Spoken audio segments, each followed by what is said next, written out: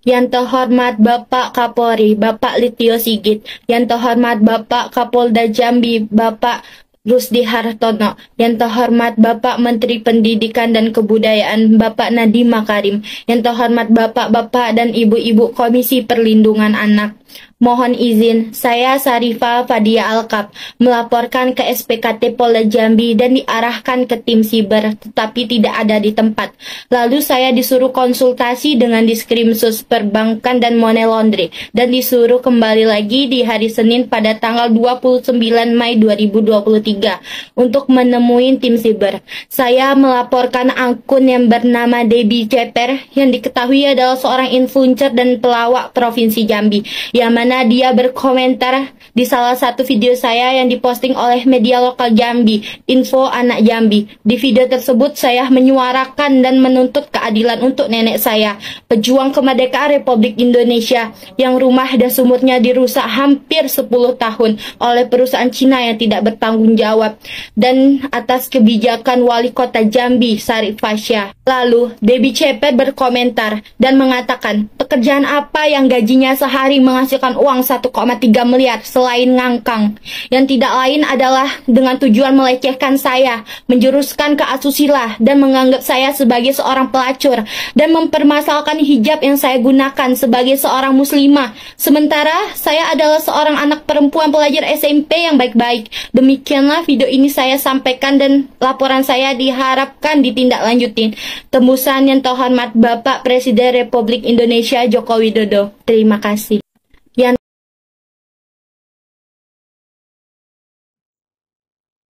Baik, saudaraku, kita sudah dengar tadi barusan dari seorang perempuan, anak muda, yang melaporkan ini kayaknya pelanggaran Undang-Undang ITE, seperti yang kita dengar tadi. Ya, inilah efeknya kalau asal ngomong di media sosial.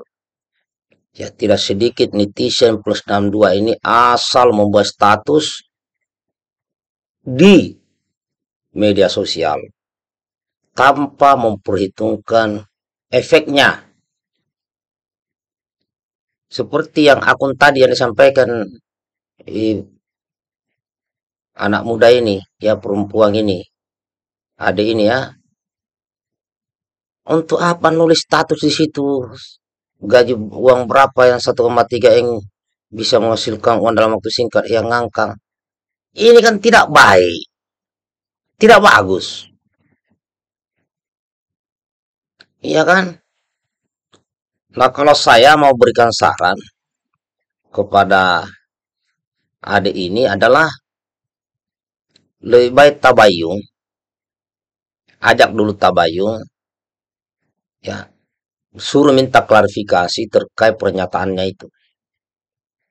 Nah, kalau memang dia tidak merasa bersalah, barulah laporkan ke aparat polisi. Itu sih pesan saya. Ya, jadi diselesaikan secara kekeluargaan. Suruh klarifikasi kenapa dia nulis seperti itu dan suruh minta maaf. Nah, kecuali dia tidak mau minta maaf, baru bisa menempuh langkah-langkah hukum. Dan yang sering juga ya, bukan hanya akun yang membuat status tadi, tapi seluruh sahabat Quran Indonesia. Bijaklah dalam membuat status. Ya, karena tidak baik. Apalagi membuat tulisan yang melecehkan seseorang kan nggak bagus. Nah, poin ketiga yang saya ambil hikmah di video ini adalah perjuangan adik ini untuk memperjuangkan neneknya ya, yang dulu pejuang 45, yang digusur rumahnya yang diduga oleh perusahaan Cina. Ini juga pemerintah harus segera turun tangan. Ya, jangan sampai orang-orang yang sudah tua yang berjasa terhadap kemerdekaan bangsa ini tidak diperhatikan. Ya, tanpa mereka kita juga belum bisa menikmati hasil kemerdekaan sampai sekarang. Ya, jadi veteran-veteran yang dulu berjuang ya harus dibantu. Jangan digusur, apalagi perusahaan-perusahaan seperti itu. Ya, kenapa harus digusur sampai rusak begitu? Nah, adik ini kan memperjuangkan neneknya untuk keadilan, ya untuk keadilan. Tapi muncul masalah baru. Masuklah netizen itu yang diduga pelawak lah apakah itu. Influencer di Jambi itu. Malah membuat status yang melecehkan seseorang. Nah, ini kan tidak baik. Jadi siapapun ya yang suka membuat status melecehkan seseorang, membuat status menghina seseorang, ya itulah pribadi dia. Atau mungkin itu ajaran orang tua kali. Tapi saya yakin tidak ada satu orang tua pun yang mengajari anaknya itu berbuat seperti itu. Tidak ada satu orang pun orang tua yang ingin anaknya jelek. Jadi kalau masih ada orang-orang yang suka membuat ya status yang melecehkan, yang memfitnah, yang menghina, nah itu pribadi dia ini. Inilah yang tidak tahu apa itu Pancasila, isinya, apa itu tuntunan agama. Tetapi saya dalam hal ini hanya bisa menyarankan kepada adik ini supaya bisa diselesaikan secara kekeluargaan sebelum masuk ke hukum positif.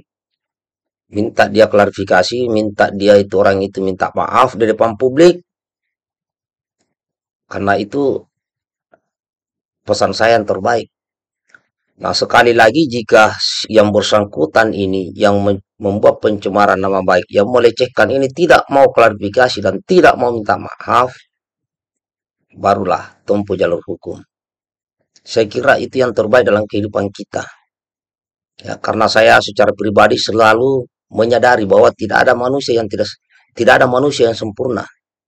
Setiap manusia pasti memiliki ketidaksempurnaan itu sendiri. Terkadang hilaf ya dalam menyampaikan sesuatu. Kecuali dia sudah memang tabiatnya berulang-ulang melakukan begitu, nah itu pun masih harus diminta klarifikasi. Ya, karena sekarang ini saya lihat apa-apa dikit-dikit lapor, apa-apa sedikit-sedikit lapor tanpa klarifikasi itu menjauhkan daripada apa yang disebut persaudaraan, persatuan Indonesia. Ya, jangan tiru orang-orang yang selama ini sering saling melaporkan. Itu semakin menjauhkan. Tapi kalau diklarifikasi, tabayun, dan mau minta maaf, insya Allah saudara akan bertambah, teman akan bertambah. Ya. Tapi apapun itu, ya adik ini harus mendapat perhatian dari pihak para Polri. Siapa tahu dari pihak para Polri menangani ini dan bisa diselesaikan secara kekeluargaan. Ya, tabayun dan saling minta maaf. Ya, terkecuali kembali lagi. Ya, membuat status tidak meminta maaf, barulah. Ya, semoga segera selesai ini. Ini saja kawan. Tetap semangat. Mudah-mudahan permasalahannya bisa segera selesai. Baikkan videonya.